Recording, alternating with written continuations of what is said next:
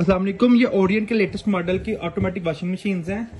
इसमें जिसमें दो मॉडल हैं, 1050 और 1150। जैसे देखें 1050 है ना, ये 9 kg की वॉशिंग मशीन है। इसमें डिटर्जेंट डलता है और मतलब जो उसका ऊपर वाला मॉडल है उसमें डिटर्जेंट और सॉफ्टनर इकट्ठा डलता है। मैं आपको अभी दिखाता हूँ आपको।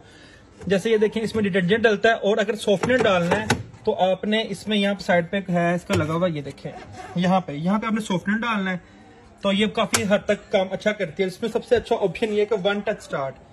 ये देखें मतलब 3 सेकंड तक आप इसको होल्ड रखेंगे तो ये ऑटोमेटिकली स्टार्ट हो जाएगी। खुद ही पानी, खुद ही मतलब सरफ वगैरह खुद ही चेक करके इसका मतलब आईटी के जरिए और खुद ही ऑटोमेटिक ये ऑन हो जाएगी।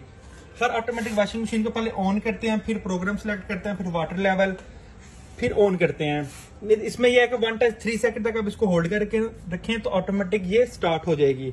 और ट्विस्टर सीरीज का मतलब ये है कि इसका